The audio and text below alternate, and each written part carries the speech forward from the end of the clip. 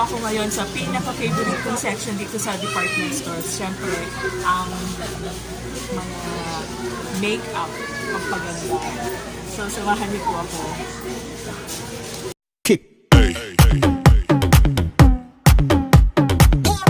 Guys, welcome to my channel. Today, I'm now in Binalonan, Pangasinan, and right now, I'm here in TSQ. And with me is I'm Jerica Samson from TSQ Store. Ano pong ibig sabihin ng TSQ? Actually, ma'am, hindi namin sabi ng may-ari sa amin, ma'am. Around secret siya.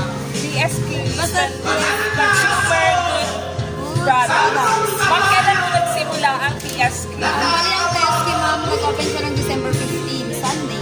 Ay, Sunday. Yes, ma'am. Okay, it's my first time to visit this department store. Ma'am, ano po, magkakaroon po ba kami kayo ng mga sale dito? Ang alam ko po, magkakaroon tayo ng sale. Pero back now, wala pa pong masasabi yung mas nakakataas po sa amin. Pero hoping din po kami na sana magkaroon ng sale para sa mga tao din po.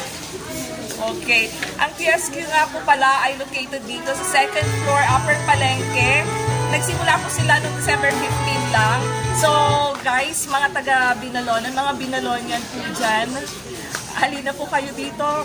Kompleto po na dito from appliances to ano pa po yung mga products May nyo. mga appliances po tayo, houseware, plasticwares, may mga damit pambata, shoes. Bale, ito po yung mga ito po yung mga appliances natin, extreme, tapos ito yung mga